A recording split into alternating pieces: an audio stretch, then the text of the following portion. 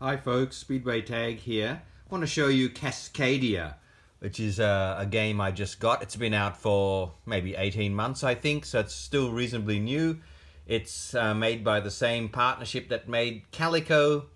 Yeah, if you remember that game with the cats and the quilts. And very similar kind of feel for Cascadia as Calico. I might do a video for Calico one of these days. There's tons of them tons of them already on YouTube, and there are quite a few on Cascadia as well. But I just thought I'd give you my take on it. This is again a hex tile laying game, and it's about this beautiful area called Cascadia, which is as you can see there in the rule book. There it explains where this is: the Pacific Northwest. Also referred to as Cascadia, as a geographic region in Western North America, bounded by the Pacific Ocean to the west and loosely by the Rocky Mountains to the east. And this game is set in that region, and therefore the terrain and the wildlife is all very consistent with that region. I love games that like to teach you things from time to time. And so the wildlife in this game, which I'll show you in a minute, are grizzly bears, the Roosevelt elks, Chinook salmons, red-tailed hawks, and red foxes. And we've got mountains, prairies, forests, wetlands, and rivers as the terrain. But yeah, just that extra little plus of the rule book, giving you some information about the terrains, what to expect there, and about the individual the wildlife that we're dealing with here. And just, yes, we could go to the internet and learn about a grizzly bear and a Roosevelt elk and the salmon and so on, but it's just nice. It's a nice touch that it's included in the rule book, where you can read about these creatures and learn something. Yeah, it's just a nice touch that they would include that. And so it does draw you into the theme, and obviously that's the intention, and I completely support that. I think more games should do that. There's a beautiful rule book there for Cascadia. Cascadia is probably a simpler version of Calico, but it's still very challenging, and it's just really fun. It's a great game. Each one of you will be given one of these start hexes, which is the 3-in-1, and there's a few of those over here. Okay, so you get one to start. It's 1 to 4 players. It plays perfectly well solo, because you'll just be building your terrain, laying your wildlife on top, and trying to create the best score for you. Nothing wrong with that. Or you can play obviously with 2, 3, 4 players as well. It is one of those games where you're kind of working on your own tableau and your own configuration for most of the game, but because there is a market over there, that's where the interaction between players does happen. It's minor, but that's totally fine. I think that it works well here, even to the point of these cone tokens as well. Also thematically. And I can't remember where they explain it to me in the rule book, what kind of tokens they are, what the cones represent. I'm sure there's something I read somewhere what those are. Someone maybe can tell me, but that is also native to the region, those cones. Anyway, the way the game goes, you take one, as I said, you take one of these starting tiles. You take away a number of tiles from the 85 that you actually have. For a 2-player game, you'll get rid of 42 of them. So 42 of them are sitting here. And these tiles basically have the 5, I think it's 5, isn't it? It's the 5 different terrains on them. Yeah, rivers, wetlands, forests, prairies, and mountains. Okay, so this is that tile for... I'll start with these, because most of the tiles have got more than one terrain on them. So that tile's got a river and a prairie side on it, and you'll also notice the notation of the wildlife tokens that actually can be placed on this tile. So after you place this tile, you can only place a fox or a bear on it. So that's rivers and prairies. Here's This one over here is mountains and wetlands, and this you can put an elk or a hawk on this. Mountains, wetlands. This one is forests and rivers. Right. Once again, thematically tied in, bears and the salmon in there. So a lot of care has gone into the accuracy of the terrains and the wildlife and how everything matches. So these tiles are just made up of various combinations of these terrains on the one tile, and as you can see, combinations of 2 or sometimes 3. There's 2, but sometimes you can get 3 of these wildlife tokens on the same tile, which gives you, 3 options to place on the tile. What does that all mean? Well, the way the game goes is, so once you've taken out the number of tiles that you need to take out to play, you have them in stacks there face down. You draw 4 of them for the market, and next to each one you'll also draw a wildlife token from this bag. There's a whole ton of them in there, as you can see. You can see that? Yeah, there they are. They're beautiful. They're wooden tokens as well, and so they feel great. It's really fabulous components. So next to each tile, you'll draw a wildlife token and place it. And then to finalize setup, you will draw a card for each animal or each kind of wildlife. And these are objectives that you're trying to achieve during the game as well. So you'll draw a salmon card, a hawk card, a fox card, a bear card, and a Roosevelt elk card. And on each of those, you'll see there's a certain configuration and scoring condition for each one. Now, the beauty of this game is there's a whole stack of these, as you can see over here. Okay, there's 4 for each animal. So different artwork on each one as well. Beth Sobel, of course, doing the artwork. Amazing artwork. Looks really, really great.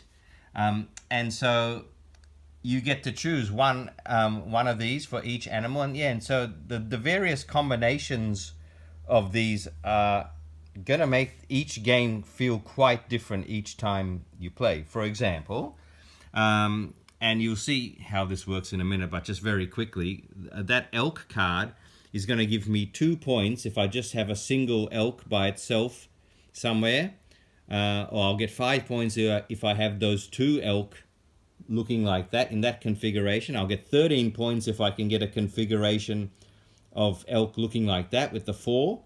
Okay, so that's what that card does. But the other things change that up. For example, this elk card, the one in the middle here, is scores for each group of elk in any shape. And this one here says it scores per group of elk in circular formation. Okay, so that changes up the game quite a bit, and this other one also is different as well. The one we've chosen for the fox, for example, is I'm getting 3 points for imagine the fox in the middle and animals surrounding it, and for each pair of animals surrounding it, I'll get points. So if I've only got one pair of other animals surrounding the fox, I'm getting 3 points. See, there's a pair of bears there. But if I also have a second pair of animal circling the fox, you see there's 2 salmons as well, then I'd get 5. And if I had the 2 hawks there as well, so that's 3 pairs, it gets me 7 points. That's how the fox scores on that card. But over here, there are different ways to score the fox. For example, that one says scores for each fox the number of a single adjacent animal type. So as you can see, I won't go through all of those. They're all very different, and they will change the game up quite significantly based on the combination of those 5 objectives. But how do you actually go about getting the objectives? Well, the first thing you do is you've got to start laying tiles down here and then placing these wildlife tokens on top of the tiles to achieve those configurations. So the way a turn goes is you have to take a tile, and you have to take the corresponding wildlife token, which is really good. Right off the bat, I loved that mechanism because even though you can manipulate this a little bit later and I'll show you how, in general, most of the time when you take a tile, you have to take the wildlife token that's next to it. Now you might love the tile, but you might not like the wildlife token that you're forced to take. And then you have to allow for that. You have to try and work around that and come up with other strategies to make it work. And this game is great in that it does give you many avenues and many other strategies to make things work, even if you're forced to take something you don't want to. So, for example, I might take that pair, okay? And this tile can be placed absolutely anywhere. It doesn't have to match or anything like that. It can be placed anywhere. The thing is, you are trying to make groups of the same terrain because that's one of your scoring conditions. Along with those scoring objectives for the wildlife tokens, you're also scoring 1 point for each terrain in your biggest group of terrain. So if I placed this like that, okay, I've now created a group of 2 forest terrain. The prairie terrain is not connected yet, but if I can get a prairie piece in there, then I will all of a sudden have 3 prairie connected. Okay, so that's how that would be going. I have to place this wildlife token somewhere, or I can discard it if I don't want to place it. Now, having a look, where can I place it? I can't place it on that because there's no elk showing. I can place it here because there is an elk showing. And there's no elk on these 2. So I'm going to place the elk right there because I might be thinking, okay, just by doing that, I've got 2 points for placing 1 elk, but I might be trying to get these better scoring configurations for the elk. Okay, so once that's done, then you replace the tile and you put another wildlife token in there. Okay, and this time I've got a fox. Okay, then the other person would go and take a tile and a token, place that, and then it'll be back to me. I might like to take this thing over here. Okay, here's a different tile.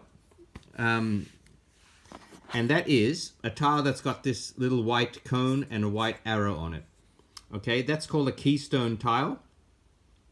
And if you can manage to place the exact wildlife token that it's requiring here, you get to take one of those cones. And I'll show you the benefits of that. But I'm going to place that right there because now I've created a group of 3 prairies. Okay? Where can my salmon go? I can place it here. I think I will. Okay?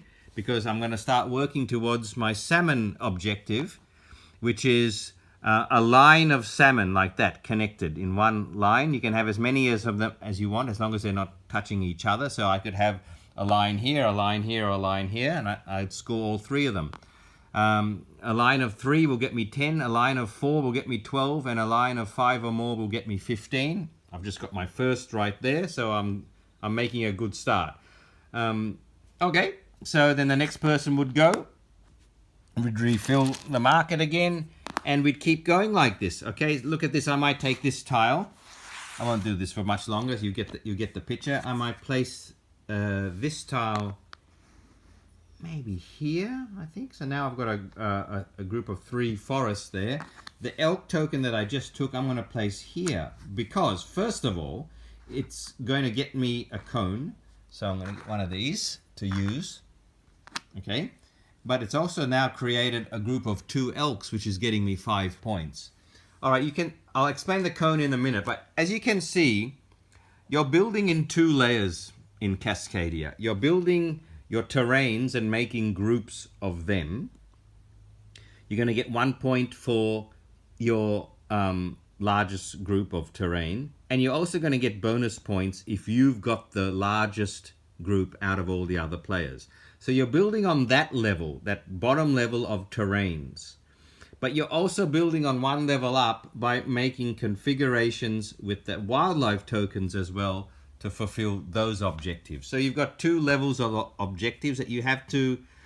I found that quite tricky at first. Some of you guys might be thinking, oh, that's really easy. For me, to think on both those levels was both difficult and fun at the same time. So I'm really enjoying exploring this game and seeing how my mind works with it.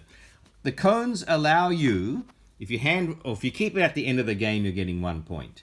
If you hand it in though at the start of your turn, you can take a tile and a wildlife token that are not paired up. So if I handed in this cone, I could take, say, this tile, but that wildlife token. I don't have to take the matching pair, which becomes later in the game becomes very important as you're looking for very specific wildlife tokens to fulfill your objectives here, and very specific tiles. But you don't want to have to be forced to take the pair, so you can hand in these cones. All right, how you get more cones by getting more tiles like these, okay, the keystone tiles, because the minute you can put the right wildlife token on it, you'll get these cones. So that's how you get cones, to be able to manipulate your choices here. The cones can also be handed in to to replace as many wildlife tokens as you want.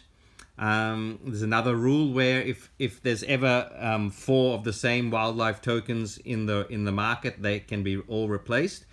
And if it's your turn and there's 3 of the same, you can choose to replace those. So there's another layer where the interaction with the other players come into focus. Okay, it looks like you're working on your own thing for most of the game, and you are, but when you do get that option to clear the tokens, sometimes it might be beneficial if you consider what your opponents are doing, and that way you can deny them. If you like to play that way, I guess, with take that kind of attitude, that option to replace the tokens might be your way of infiltrating and affecting what your opponents are doing. So that's a nice little, very slight, minor player interaction level you get with Cascadia there. So we keep going like this. I might take, let me see, I'll do one more, shall I? My grizzly bear objective is telling me it's the old Goldilocks objective. A group of 3 bears like that's just going to get me 10 points. Any group of 3, so I might start getting some bears on the board. So I might put this, connect this here. Like I said, you don't have to connect it to the same terrains, but it makes sense to, because you're really trying to make groups of terrain. I might put that there, and I might put my bear token. Where can I put a bear token? Over here, because that allows me to. And hopefully I can get a group of 3 bears there. At the end of the game, there's 20 turns. At the end of the game, this looks fabulous. It's colorful. It looks really attractive, especially if you've got your terrains nicely matched up, and you've got these beautiful wooden wildlife tokens all in array there, hopefully fulfilling those objectives. I want to mention the hawk objective there too, which I really like. I'll just replace this. I really like this hawk objective, because if you can get hawks at either end, well, you get a pair of hawks like that, and you score for the number of animals in between them. Again, very, very thematic. So, for example, if I had a hawk token there, and I had a fox token here, and then another, and I placed this here, and then I got another hawk token here. Do you see how I've got a pair of hawks, which fulfills this objective, and then I get this many points for that many animals in between them.